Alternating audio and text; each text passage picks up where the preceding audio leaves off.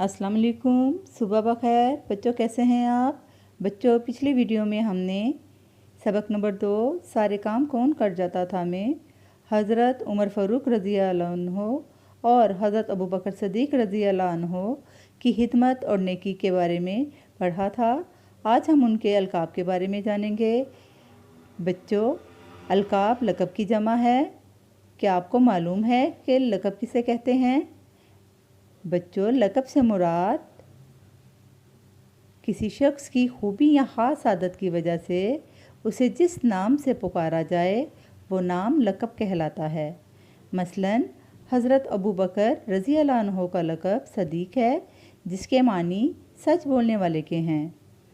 इसी तरह हज़रत उमर रज़ी अल्लाह अन्हो का लक़ब फ़ारूक है, जिसके मानी हक़ और बातिल में फ़र्क करने वाले के हैं। बच्चों, इसी तरह कुछ अंबिया अलैहिस्सलाम और सहाबा कराम रज़ी अल्लाह अन्हो को उनकी खूबियों और ख़ास आदात की वजह से मुख्तलिफ़ अलकाब से पुकारा जाता है।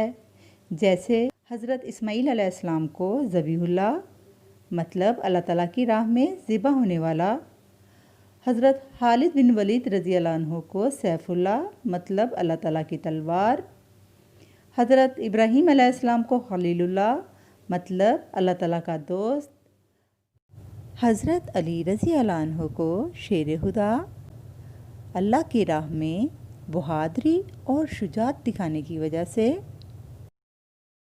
हज़रत उस्मान रज़ी अल्लाह अन्हो को गनी क्योंकि उन्होंने अपनी दौलत अल्लाह ताला की राह में खर्च की, हज़रत मूसा अलैहिस्सलाम को कलीमुल्लाह मतलब अल्लाह ताला से हम कलाम होने की वजह से, और हज़रत ईसा अलैहिस्सलाम को रूह अल्लाह मतलब कि ऐसी रूह जो बिन बाप के अल्लाह ताला की तरफ से भेजी गई के लक़ब से पुकारा जाता है।